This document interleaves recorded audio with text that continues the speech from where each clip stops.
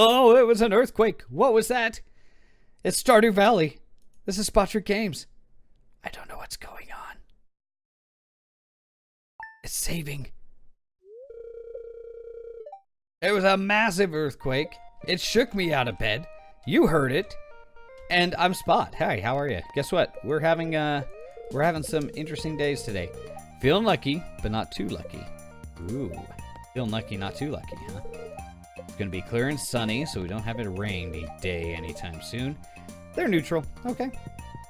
Neutral. Okay, so now we know feeling lucky, but not too lucky is a neutral feeling. I could have kind of guessed that, I guess, if I would have put two and two together prior to just sounding like a goober there. Let's go ahead and grab a couple of potatoes. Let's throw these into the preservative jars. There we go. Let us get cooking on our iron over here, or copper over here. What do you got to say? What do you want? Oh, I didn't even read it. Oh well. Either way, the earthquake, in case you didn't know, means that we have ourselves our spa opened up, and not a moment too soon. The spa is, as you can imagine, a spa. And the advantage to the spa is that it will actually recoup all my energy as long as I sit and soak in it. Which, considering how tightly this puts us, that's going to be just fine. I can actually use the spa to kind of regenerate myself, and above all, grow to the point of using the spa to keep our farm nice and plentiful and get ourselves plenty of ore from the mines. Because yes, we're going to need a lot more copper, we're going to need a lot more iron, and eventually we're going to also need iridium, but iridium's not for a ways off, so don't get too excited. In fact, gold becomes before iridium. And the advantage to gold is it sells really, really well. So once we actually get to that point, we'll have another source of income that we can kind of thrive off of. So guys, I'm sitting here watering, and I'm thinking, you know what? I need to interact with you guys. I need to ask you guys hard-hitting questions. Because you know what? You guys get some hard-hitting questions. That's how we get to know each other. So here's my hard-hitting question. It's a tough one, guys. Suit up for it. And many of you might even say, stupid question. Which, you know what? That's fair. Everybody's entitled to opinion. So, hey, take it if that's yours. Now, if you've listened to any of my streams or any of my recordings to detail, you know that I grew up basically in a live theater. The Terrace Plaza Playhouse, to give them a unnecessary plug, but I love them, so plug away. Now, growing up there, I have been in over 130, it is much more than that. Hold on, let me remath. Oh my gosh, I have been over almost 200 plays. Holy crap. It's because, all right, since 91 and the average, yep. You know what? I have been in over nearly 200 live theatrical productions, and in all facets of it, between stagehand work, between acting, between running the light board, the soundboard, everything in between, I love the live theater, and it's just exciting to do. So, with that in mind, feel free to leave a comment. Do you guys have a go-to play or musical soundtrack? I'll even take a soundtrack, like a movie soundtrack or whatever, that you'd put on when you need to feel good. And like I say, it doesn't have to be like Broadway related. If you have like a play, or not a play, if you have like a killer movie soundtrack that just like jazzes you up, what is that soundtrack and why? Do you have like a particular song that jazzes you up? For me, in the musical world, The Producers. Great play. Amazing play, actually, in my humble, almost biased opinion. The concept of The Producers, if you're not sure, there is a live film adaptation of it. And keep in mind, if you watch it, going from theater to film is a very tough thing. You're taught on stage, bigger is better, always better. Overacting is not a thing on stage. And if you've ever watched a live stage production with a couple of good actors, you will find this to be true no matter which production it was you've seen. So, with that in mind, The Producers, Nathan Lane and Matthew Broderick play an unexpected comedy duo. You have Nathan Lane playing Max Bialystock, and Max Bialystock is this like golden producer. And for those, maybe you're unfamiliar, a Broadway producer is basically in charge of everything to do with the show. They have to take care of the money, they have to take care of anything that, like sets or problems on sets. The producer basically is the unseen backbone that keeps the play moving. They pay everybody, they make sure production needs are met, they take care of the budget for the show. It's exhausting even just talking about it. So, the reason I bring this up is because that in mind, the character of Max Bialystock, any show he would touch was just a golden guaranteed win. He had the talent, he had the ability, and that's Max Bialystock. Now, he enters a slum, and in said slum, it all turns on him. Instead of him being the golden child where every production is amazing, he is now the laughing joke of anything to do with Hollywood or Broadway. And so he comes up with an idea due to a phobic. We'll just say phobic because he has quite a bit of phobias. A phobic a tax examiner comes and goes over his taxes and makes note that the tax service is not interested in a failed production, so therefore he's actually making more money with a flop than with a hit. And thus is born the concept of this whole show, to put on the biggest flop in history so that they can walk away with the most money in their pocket and then just disappear. I don't know what it is about the music. It's written by Mel Brooks, and if you're a fan of Mel Brooks, he has several great shows that if you have not seen, it's worth seeing. Young Frankenstein, that's him with Gene Wilder. Blazing Saddles, Spaceballs. I'm so excited thinking about it. I can't even think. Robin Hood Men in Tights. Oh my gosh, see, I got too excited and I'm on overload. I can't even think of the ones I wanted to originally mention just because there's so many good ones. But yeah, and so he just has this knack and this ability to just write stuff that just catches you off guard and makes you laugh. If you're going to watch any of his work, start with Young Frankenstein, Gene Wilder. That's such a great show. His style's all parody. It's all comedy. So if you enjoy a good satire, he's your guy. Spaceballs, entirely making fun of Star Wars, and he does it so well. In fact, a young Bill Patton. Bill Patton? Yeah, it is Bill Patton. Isn't it Bill Patton?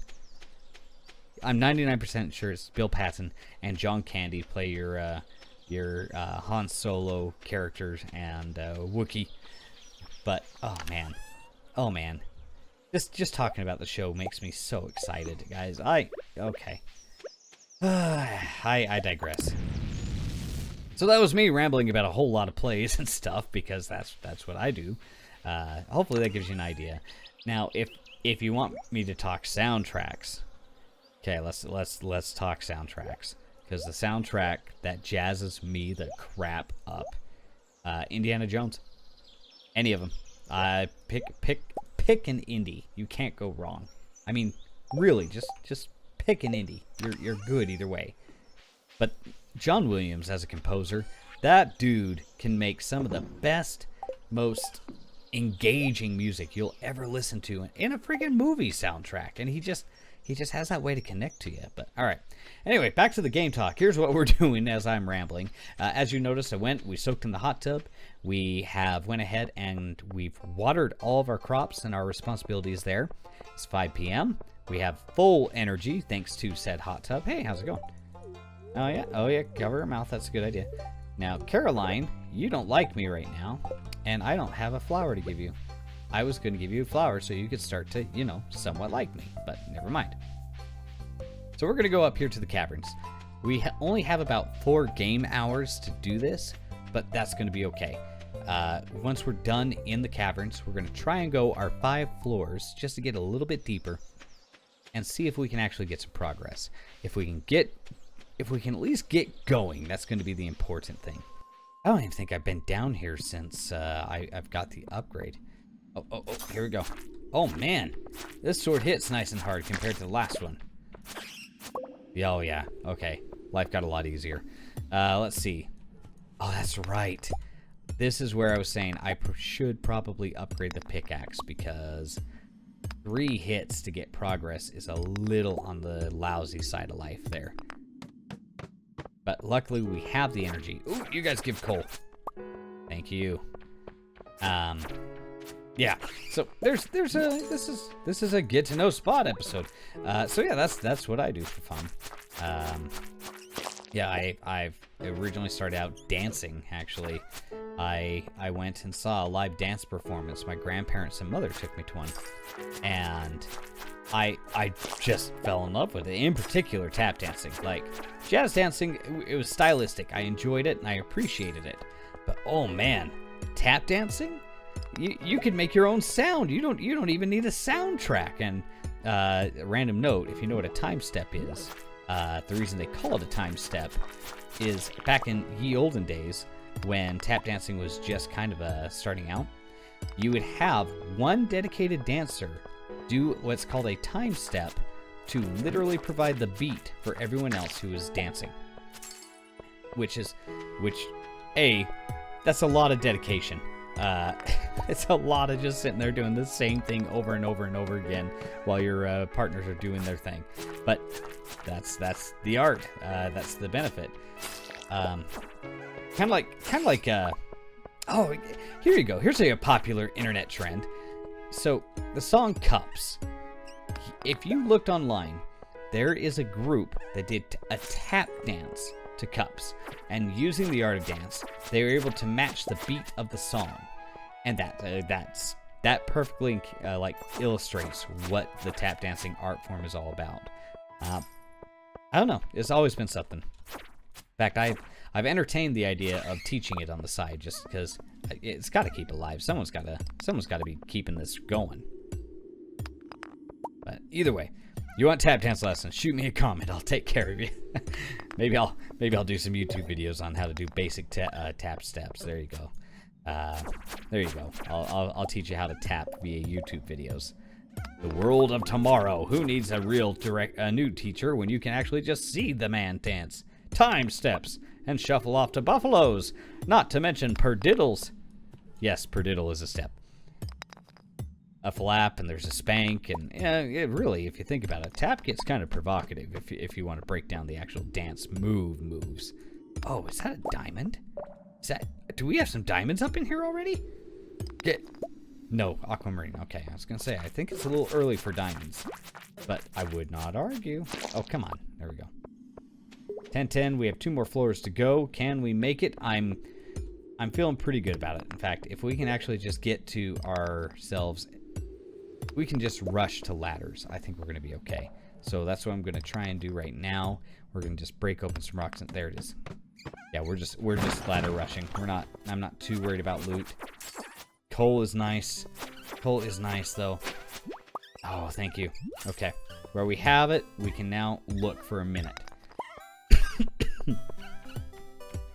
What a floor. Look at all this. Look at all these guys. Okay. Okay, here's what we're gonna do. We're gonna take just a oh. Bad. Health is almost in danger.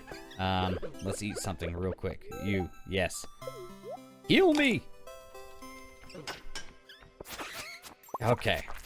That saved us a bit. So we are not going to be able to go do what I originally wanted to do, which now that I'm so excited about the potential. Look at all these ladders! I was all worried that we wouldn't get one.